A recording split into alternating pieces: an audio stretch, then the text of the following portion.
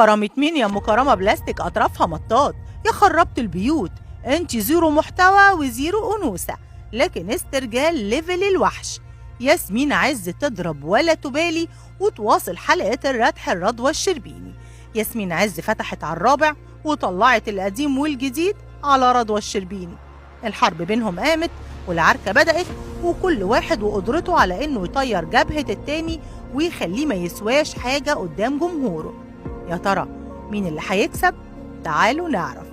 جدل كبير في الساعات اللي فاتت بسبب الأزمة اللي حصلت بين رضوى الشربيني وياسمين عز، وطبعا كلنا عارفين إن هما الاتنين من البداية عكس بعض. رضوى بتناصر الست وفي صفها، وياسمين عز طبعا كلنا عارفين في صف الفرعون المصري الصغير الكبير. بداية الخناقة بينهم كان لما رضوى الشربيني علقت على تصريح نسب ليها وكان مضمونه إنها بتقول البيت بفلوس الراجل، وتيجي مراته تقول له اقلع الجزمة علشان السجادة، ده أنا أحط فساتين الماركات تحت رجله يمشي عليها. وطبعا كلنا عارفين إن دي مش تصريحات رضوى، دي تصريحات ياسمين عز. وعلشان كده رضوى انفعلت لما نسب ليها التصريحات دي، فعلقت عليها وقالت وأنا أقول الكلام ده ليه؟ أنا ست عندي كرامة، كلام العبيد ده مش بتاعي. ومن هنا كل الجمهور لاحظ إن رضوى الشربيني بتلقح على ياسمين عز وتقصدها بكلامها ده.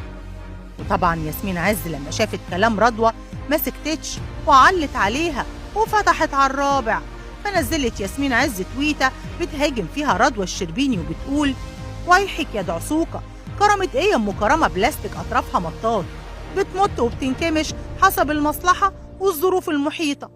مدام بليز كرامتك وقعت منك آخر مرة هناك، ابعتي عبد مظلوم من عندك يجيبها قبل ما تسيح من الشمس، واحكي لنا بالمرة عن قواعد بيات المرأة ال40 بره بيت الزوج من غير إذنه.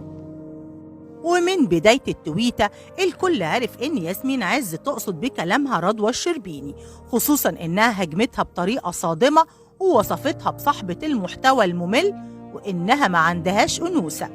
فقالت ياسمين عز سلينا كده في الأجازة لأنك شطبتي محتوى وبقيتي مملة، حتى في تلقيحك مملة زيرو ومحتوى زيرو وأنوثة، بس للأمانة استرجال ليفل الوحش، ده أنا أدوس على أي حد علشان خاطر الفرعون الصغير والكبير، بعمل ده في الحياة العادية وبقوله في العلن. هجوم ياسمين عز الرضوى تخطى الحدود الأخلاقية من وجهة نظر الجمهور، وده بعد ما وصفتها ياسمين بأنها خربت بيوت، وإنها لو جابت سيرتها بأي كلمة هتدوس عليها برجليها، وده اللي صدم الجمهور أكتر بسبب التصريحات الجريئة والسلبية لياسمين عز. فقالت ياسمين عز بلاش نشغل اسطوانة المرأة الحديدية علشان المرأة نفسها لو عرفت انت ايه هيجيلها صدمة دماغية حضارية. بقولك يا كابتن جربي حطي اسمي تاني في تلقيحات علشان هنتفرج كلنا وقتها وانا بدوس على ايه تاني غير الماركات، او بالمرة نحكي الحكايات ونسلي الناس في الاجازات.